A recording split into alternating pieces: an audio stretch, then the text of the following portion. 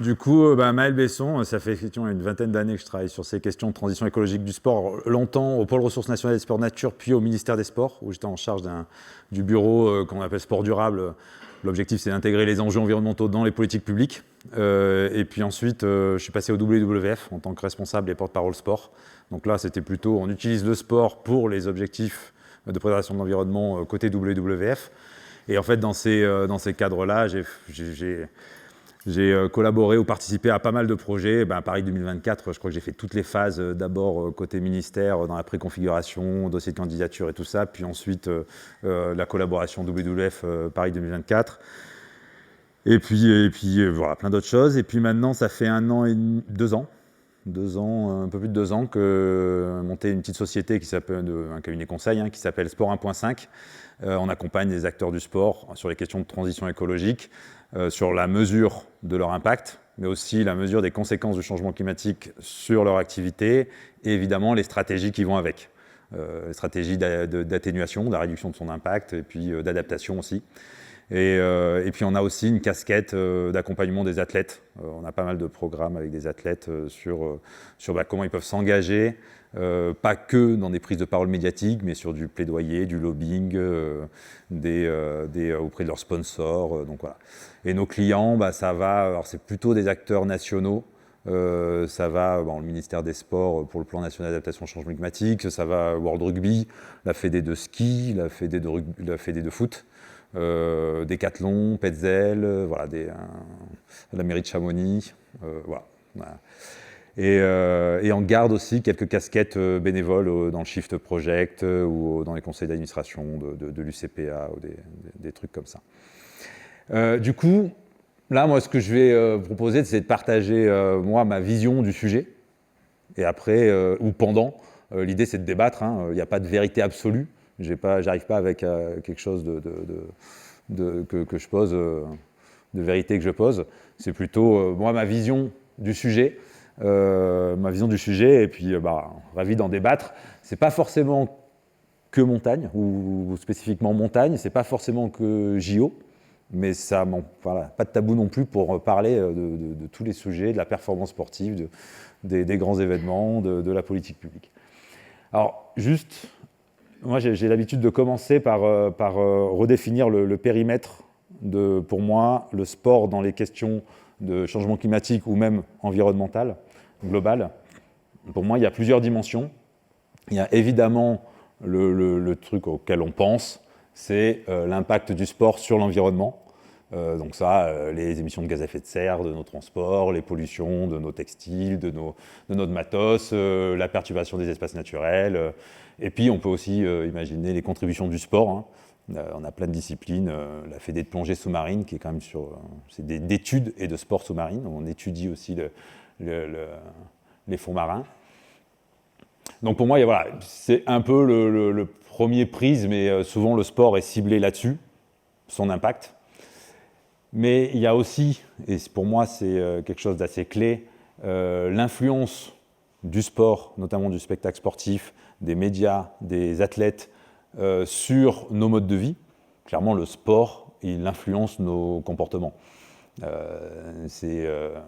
On imite le comportement qu'on voit de nos athlètes, du spectacle sportif. C'est d'ailleurs pour ça qu'il y a autant de sponsoring. C'est bien parce que ce qu'on voit à l'écran influence nos comportements. Et donc, pour moi, il y a un vrai sujet de la responsabilité, ou en tout cas le sport, les grands événements, quel service, produit, mode de vie il met en avant, ou il promeut, ou même il normalise. Donc pour moi, ça c'est la deuxième dimension. Troisième dimension, évidemment, il y a les conséquences du changement climatique sur le sport. Ça, on va le revoir, il commence à y avoir pas mal d'études, puis je pense que vous commencez à le percevoir aussi dans les modifications des hivers, des saisons, de l'enneigement. Mais il y a aussi quelque chose que souvent on subit assez fortement dans le sport, ces conséquences des dérèglements climatiques et environnementaux, le citoyen, il le vit aussi, il le subit aussi, et ça modifie profondément son acceptabilité ou ses attentes vis-à-vis des grands événements. Et clairement, il y a 2 ans, on accompagnait la Fédé de golf. quand on a des populations qui n'ont plus d'eau potable au robinet, ou qu'on leur interdit d'arroser leur potager, l'acceptabilité à arroser un stade de foot ou de golf, clairement, elle n'y est plus, quoi. Donc il y a vraiment ce sujet-là d'acceptabilité, que les citoyens subissent aussi les conséquences, et que du coup, l'image, et quand on parle du ski, hein, je pense que s'il n'y a pas de tabou, on va forcément en parler, le ski, il pâtit de ça.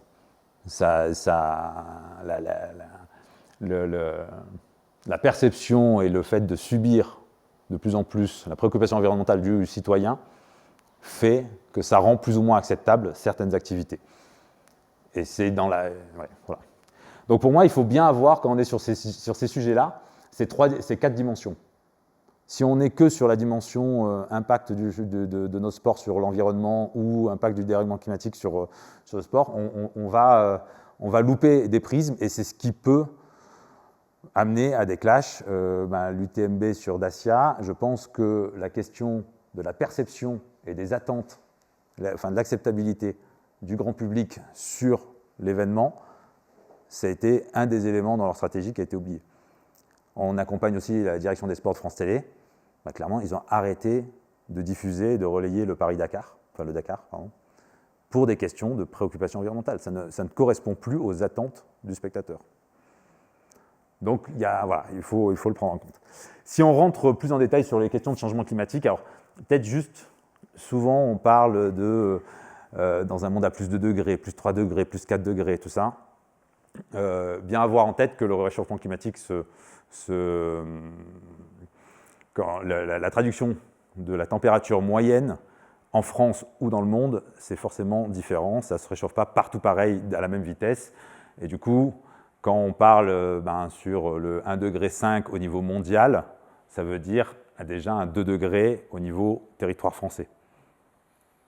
Donc on a malheureusement en France un réchauffement plus rapide que sur la moyenne globale mondiale. Et en plus, quand on est en montagne, avec l'effet albédo, et finalement, c'est encore plus important. Je n'ai plus les chiffres en tête, mais... Et deuxième élément, alors je ne vais pas faire un cours sur le dérèglement climatique, je pense que sauf s'il y a des questions, mais il y a quand même, moi, un graphique que j'aime bien, c'est de regarder pas le futur de notre climat, mais le passé. Et on voit qu'en fait, le réchauffement climatique, le dérèglement climatique, il est déjà assez prononcé, déjà dans le passé. Et la crise de 2022, là, sur le Golfe, on l'a pris un peu de plein fouet, quoi. Alors, sur le sport, ça veut dire quoi? Ça veut dire, là, c'est une étude que j'avais faite quand j'étais au WWF. Ça veut dire que dans un monde à plus de degrés, donc au niveau mondial, ça veut dire qu'en France, on a jusqu'à 24 jours par an en plus, où en fait la température va dépasser les 32 degrés, et là où on déconseille de pratiquer du sport, tout simplement. Si on a un monde à plus 4 degrés, on a 2 mois par an, où en fait, clairement, en plus d'aujourd'hui, où la pratique va être déconseillée. Il y a l'impact aussi sur les terrains engazonnés. Dans un monde à plus de degrés, on a entre 5 et 20 jours de vagues de chaleur. Là, on parle de vagues de chaleur parce qu'en gros, les pelouses, elles sont capables d'absorber un jour de canicule. Par contre, plusieurs jours où la température, la nuit, ne redescend pas, en fait, ça grille, elle n'arrive pas à l'encaisser, ça grille les racines des graminées, et du coup, on a la pelouse qui crame. Et souvent, c'est à des moments où ça superpose avec des pics de sécheresse, où on peut avoir des interdictions d'arrosage. Donc voilà, et si on a plus 4 degrés, on a entre 20 et 62 jours où clairement on ne sait pas comment entretenir les pelouses. Et quand on travaille dans le sport et qu'on croit à l'utilité sociétale du sport, en fait, toutes les collectivités qui ne peuvent pas clairement entretenir ces pelouses, on va avoir des enjeux, quoi. Évidemment, l'enneigement, je pense que ça, c'est des chiffres que vous connaissez peut-être même mieux que moi. On dit qu'en gros, on a 1 mois d'enneigement en moins par réchauffement futur, par degré de réchauffement futur. Donc si on est à plus de degrés, on va avoir 1 mois de moins en en taux d'enneigement. Et alors, Tignes est un peu particulière parce que ça va être forcément station de haute altitude, donc ça va être l'endroit où il y aura moins de neige qu'ailleurs. Donc forcément, il va y avoir un effet de report et de concentration de la pratique. Et quand on travaille avec la Fédé de ski, clairement, on est sur des questions de réflexion de comment on gère le partage de la rareté finalement. Et on va avoir des enjeux d'accès à la pratique, mais même si on sort du ski, d'accès à la montagne. C'est-à-dire qu'à partir du moment où on va avoir de plus en plus de concentration sur les espaces, en plus des espaces qui vont subir et ils vont devoir encaisser les moments de forte chaleur, des canicules, les espèces faunistiques et floristiques vont devoir encaisser aussi les pics de chaleur, et il va falloir laisser plus de place, de périodes de quiétude, de territoires de quiétude, si elles veulent pouvoir encaisser, si on veut qu'elles puissent encaisser ces moments. Donc on risque d'avoir une sorte de conflit de fréquentation versus capacité de résilience ou d'absorption d'un milieu naturel à accueillir un public de plus en plus nombreux. Et c'est ce qu'on a sur les lacs de montagne ou sur d'autres. Alors, j'ai mis une étude qu'on a fait avec AXA Climate, aussi, on a AXA comme client, pour sortir un peu des chiffres classiques. On a regardé finalement dans les principales, en France, oui, j'ai mis quoi là? J'ai pas mis les. Alors, c'est un rapport en fait. On a regardé dans les principales villes olympiques, si on prenait des épreuves et qu'il fallait les réorganiser en 2050, est-ce qu'on aurait des chances d'avoir des conditions climatiques qui sont pertinentes. Là, on a fait le même exercice sur des points en France. Et en fait, une des conséquences du réchauffement climatique, c'est les risques d'incendie qui augmentent. Et comme on sait que 90%, plus de 90% des départs d'incendie sont liés à un comportement humain, à l'humain, en fait, quand il y a un risque d'incendie, on interdit la pratique. On interdit l'accès à tout individu. Donc, moi, je suis originaire de PACA, on sait qu'on ne fait pas de compétition de trail, de VTT l'été. Il y a trop de risques d'avoir un risque d'incendie qui interdit l'accès aux sites boisés, aux massifs et tout ça. Et en fait, le risque va s'étendre. Là, on est à peu près sur des risques forts actuellement de 30% du territoire dans les périodes de forte canicule. On va vite arriver à des territoires où c'est 60% du territoire qui va être régulièrement en fort risque d'incendie.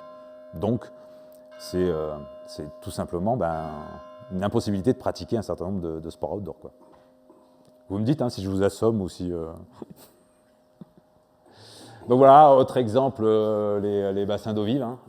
Clairement, alors là on avait pris celui de Pau, on va avoir en 2050 91 jours où le débit d'eau sera insuffisant. Donc soit on active les pompes, soit en fait il n'y a pas de pratique. On a regardé aussi Strasbourg, où en fait on n'imagine pas, mais Strasbourg aussi va connaître des températures très très fortes. Et on a estimé qu'en gros, le football amateur va perdre à peu près 55 jours de pratique parce qu'on va la déconseiller. Juste petit aparté, souvent on parle de chaleur, mais en fait le risque pour la santé, c'est chaleur et taux d'humidité. C'est-à-dire que plus il y a un taux d'humidité fort, même à même température, plus c'est dangereux pour le corps. Donc on sait faire les projections d'augmentation des températures, on sait que le taux d'humidité va augmenter, mais on n'est pas capable de faire les projections de l'augmentation du taux d'humidité. Donc voilà, nos projections sont que sur des températures, mais ça sera forcément pire parce qu'on sait que l'humidité va augmenter. C'était clair ? Lille aussi, en hiver, il y a une grosse activité de cyclisme, Tignes, ou pas ? Non ? Oui. Le cyclisme route, ouais. Alors je sais pas, j'ai pas fait les projections sur Tignes, mais ça serait très facile. Il y a le diag commune pour faire les projections d'augmentation des intempéries, notamment en hiver. Ben, on a regardé à Lille, ben, en fait on a plus de 35% de précipitations hivernales, et clairement ben, c'est de la pratique en moins, quoi. C'est des jours de pratique en moins. Et alors sur le cyclisme, je ne sais pas les retombées économiques, mais pour reprendre l'exemple du golf, clairement, un jour de pluie, c'est un jour de chiffre d'affaires en moins. Point. Donc je ne sais pas ici le cyclisme si ça se traduit aussi facilement, mais pour le cyclisme, ouais. Oui, alors après, effectivement, on met en hiver, mais là, ouais, oui, c'est vrai que le cyclisme en hiver, c'est pas très, c'est pas adapté à Digne. Ok.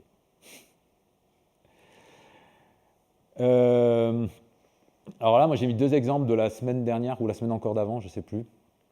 Parce que j'intervenais au ministère sur le lancement du plan national d'adaptation au changement climatique. Coupe du monde des clubs, 5 matchs reportés, annulés, pour des questions d'intempéries. L'Alpe du Grand Serre, qui abandonne pour faute de neige. En fait, le constat, c'est que pour le moment, en fait, on ne sait pas s'adapter, on annule. Et la réalité et le danger pour moi sur ce sujet du sport, c'est qu'il y ait une vraie non-anticipation à l'adaptation et qu'on annule, est-ce que je veux dire, et qu'il y a un fort risque de dépriorisation du sport. Dans des moments de sécheresse, dans des moments de canicule, en fait, nécessairement, le sport sera dépriorisé par rapport à l'accès en énergie ou en eau d'une école, d'un hôpital, et tout ça. Et je pense que, et c'est ce que essayer de travailler avec la Fédé de golf ou avec d'autres, hein, penser qu'on peut être dans la défense de toujours avoir le même accès aux ressources pour notre activité, ça sera tenable qu'un temps. Si d'autres secteurs aussi vitaux ou plus vitaux sont dans la même... quand il y a un choix, mais là, sur l'eau, ça parle, mais sur la mobilisation des services de sécurité et de secours. Clairement, un préfet, en moment de canicule ou de fort incendie, il dit je ne monopolise pas mes services de sécurité pour une manifestation sportive. Je les garde en réserve pour le phénomène météorologique extrême. Donc en fait, il y a plein de choses comme ça. Et pour avoir bossé avec AXA, la question de l'assurabilité, on le pense peu, mais on le pense beaucoup sur l'urbanisme et les équipements. Je ne sais plus qui c'est qui est en urbain. Mais sur nos événements, sur nos activités sportives, c'est régulièrement un impensé. Et on a de plus en plus d'événements où en fait, on a des parties de risques qui ne sont pas assurées. J'ai l'exemple sur Gerland, à Lyon, où en fait, il y a eu un micro-phénomène de bourrasque de vent qui a ravagé une énorme tente G11, là, donc, qui coûte relativement cher, pas couvert, parce que trop localisé. Et on sait que ces phénomènes-là vont augmenter. Et voilà, on a des risques. Il y a un élément que je trouve intéressant, c'est... attendez, je regarde juste si je ne suis pas trop long. Le World Economic Forum, vous voyez, hein, le forum de Davos, les plus grands économistes du monde, hein, qui se réunissent. Et en fait, chaque fois, ils font une Global Risk Report, une matrice de tous les risques les plus probables, les plus impactants sur l'économie. Et systématiquement, les plus impactants et les plus probables sont des impacts liés à l'environnement.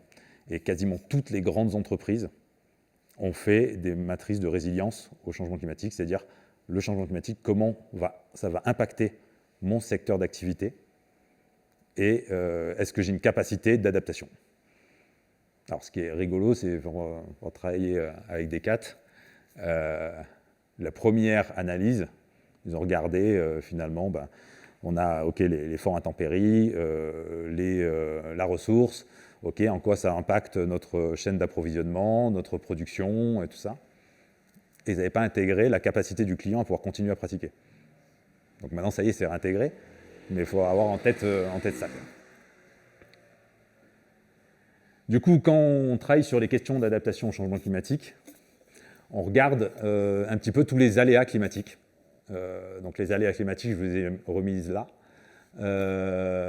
C'est toutes les conséquences du changement climatique. Donc il y a la hausse des températures moyennes, il y a les fortes chaleurs, il y a les sécheresses, les diminutions du niveau d'eau, les fortes précipitations, avec le côté imprévisibilité, l'augmentation du taux d'humidité, le taux d'enneigement, le risque d'incendie, la hausse du niveau de la mer. Là, je pense que vous êtes à peu près à l'abri. Phénomènes météorologiques extrêmes et la fonte des glaciers, du permafrost et la perturbation des cycles de gel et dégel. Et du coup, ça, on regarde finalement, quand on fait une matrice, c'est ce qu'on a fait pour notamment le plan national d'adaptation au changement climatique du sport, qu'on a fait pour le ministère des Sports. On a regardé ces aléas et on les a croisés avec les composantes des disciplines sportives. Donc les pratiquants, les conditions de pratique, les infrastructures, les pelouses, les spectateurs, le calendrier, le modèle économique, les métiers. Et en fait, c'est assez simple, une matrice de résilience, c'est-à-dire qu'on prend la sensibilité du sport, donc je prends un aléa et je prends, on l'a fait sur le championnat du monde de ski 2023, à Courchevel-Méribel 2023, on a essayé de faire l'exercice. Ok, on prend une piste de ski alpin, de compétition.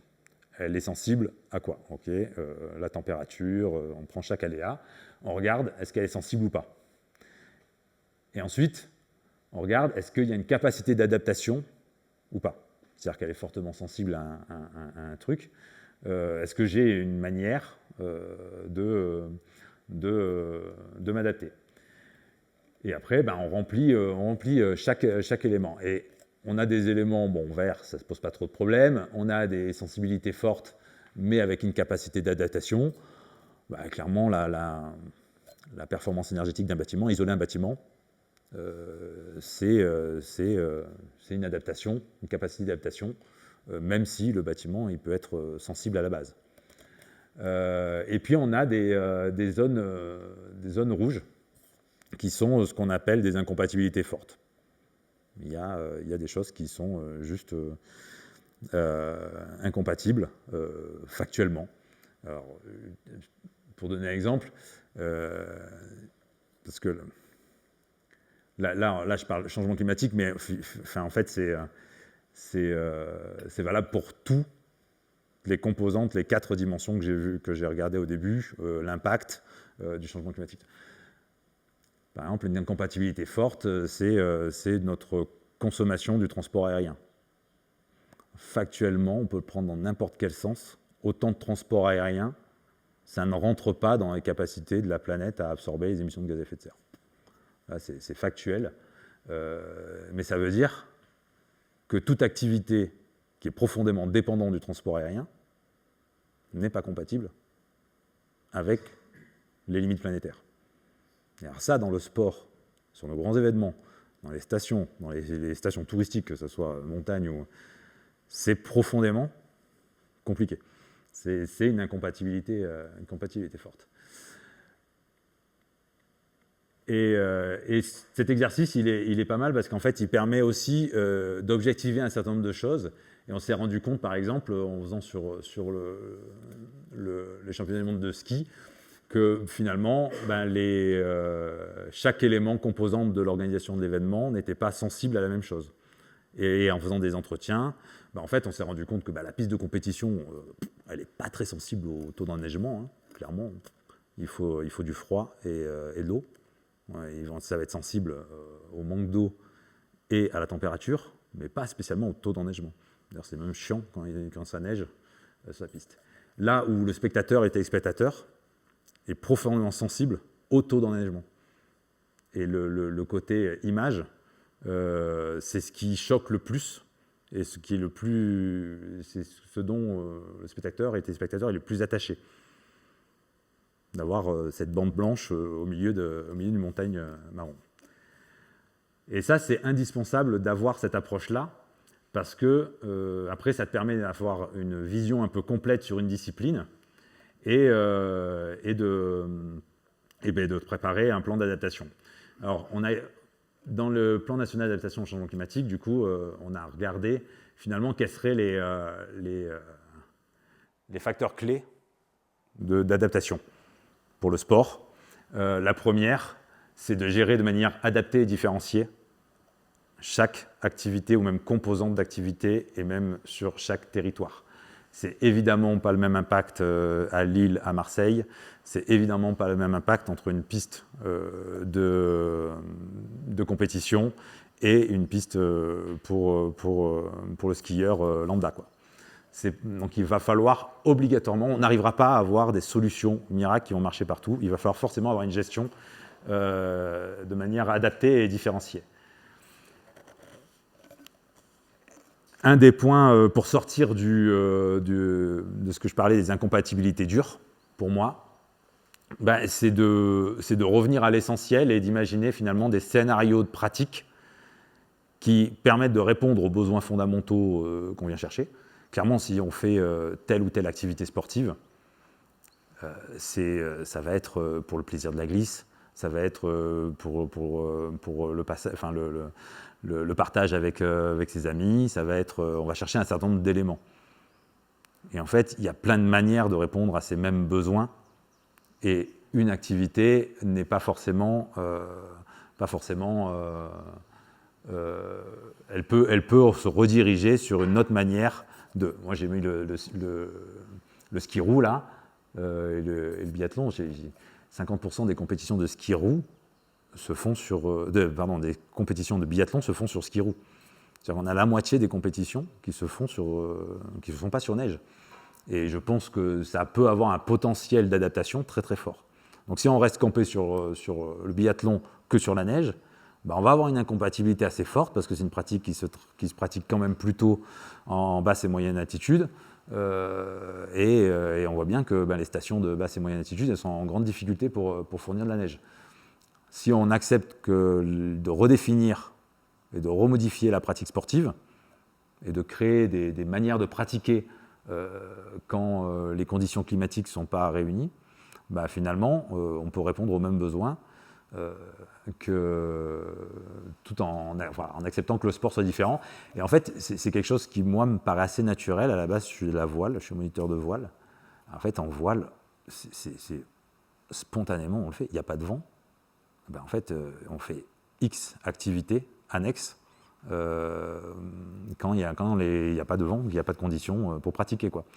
Et je pense qu'il faut arriver, dans nos sports, à développer cette pratique-là pour sortir de ces incompatibilités fortes et imaginer des activités qui...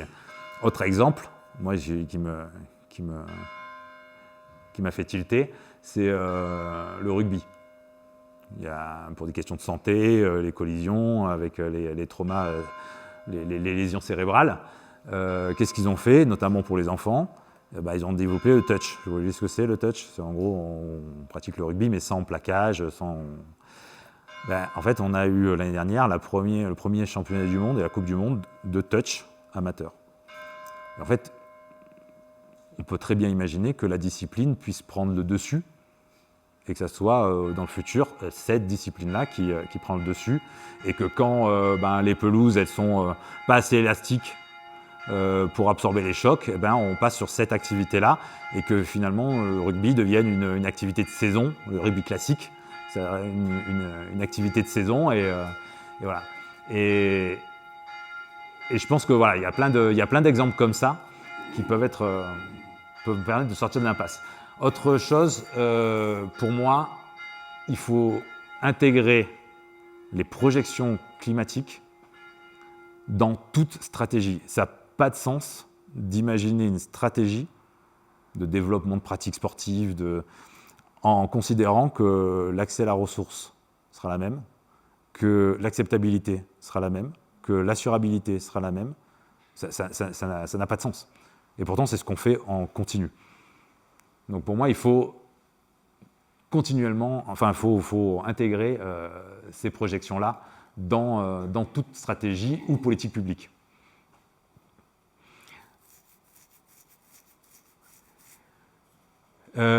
ouais, ne pas forcément que se focaliser sur les solutions technologiques, mais les solutions organisationnelles ou alors, les solutions technologiques, on parlait de la performance énergétique des bâtiments, c'est complètement pertinent, mais des solutions organisationnelles, et je pense qu'on sera obligé d'avoir des organisations d'événements qui vont être différents.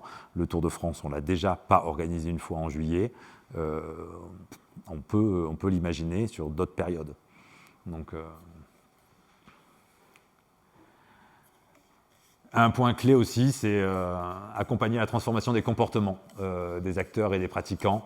Je serais trop long si je pars sur les questions de sens comportemental, mais en fait, ayez en tête qu'on est profondément irrationnel dans nos comportements. On a beau avoir une réflexion le plus rationnelle possible, nos comportements sont assez irrationnels. Et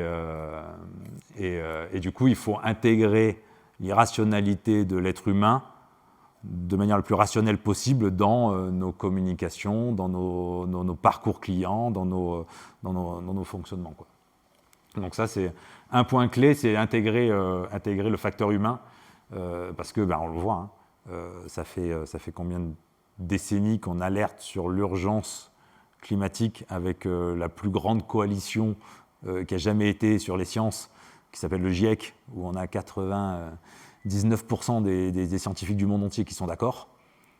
Et bien pourtant, on n'arrive toujours pas à accepter, en tout cas à modifier. Ayez en tête que la prise de conscience, ça crée l'intention de changer, mais ça ne crée pas forcément le changement.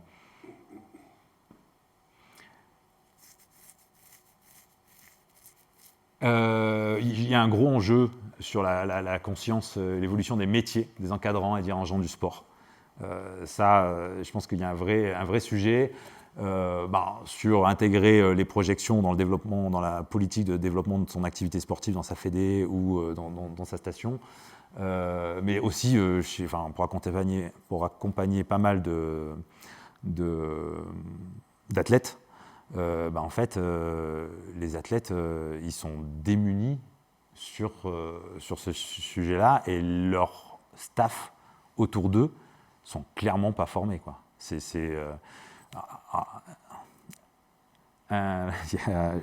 sais plus quel athlète me disait, stage d'entraînement, c'était en Espagne, donc tout organisé par la fédé, on y va en avion, tout organisé. Il a dit maintenant je voudrais prendre le train. Il a fallu qu'il cherche ses horaires, qu'il avance, qu'il se prenne ses billets, qu'il fasse les démarches pour se rembourser, tout ça. Là où les autres, tout était pris en charge, ils n'avaient rien à s'organiser. Donc on a un prisme de... pareil, Chloé Trespech on racontait qu'en fait, au début, quand elle était arrivée en équipe de France toute jeune, en fait, on lui disait qu'il fallait manger très carné pour performer.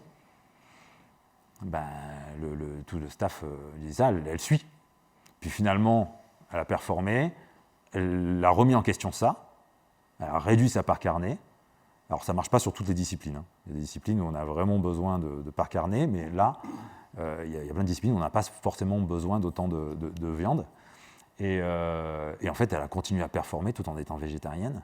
Mais ça, elle a pu avoir l'aplomb et se former que parce qu'elle était déjà un peu mûre et qu'elle avait des résultats, et que les résultats suivaient.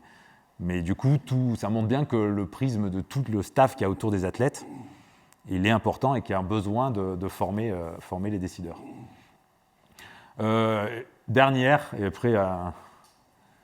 après on peut débattre, mais il y a clairement un sujet sur l'adaptation des équipements et préserver les espaces, sites et itinéraires de pratique de sportifs de nature. Ce que je disais tout à l'heure, nos milieux naturels vont profondément souffrir de ces phénomènes météorologiques, et il va falloir arriver à les laisser encaisser. Mais ça veut dire laisser des périodes de quiétude et des territoires, des surfaces de quiétude plus importantes. Là où en fait on est dans un effet inverse, où on est plutôt une colonisation des pratiques parce que les névés font plus tôt, donc on peut aller plus tôt en haute montagne, on peut aller faire du kite sur les lacs, et en fait on a un mouvement contraire qui s'opère sur ces milieux-là, quoi. Juste pour vous dire, il y a plusieurs rapports, si vous voulez, des chiffres sur les questions de dérèglement climatique. Un qu'on a fait pour World Rugby, un pour AXA, et puis un que j'avais fait au WWF. Ça permet de donner aussi des données où on essaie de rendre un peu, d'illustrer les conséquences du changement climatique sur le sport.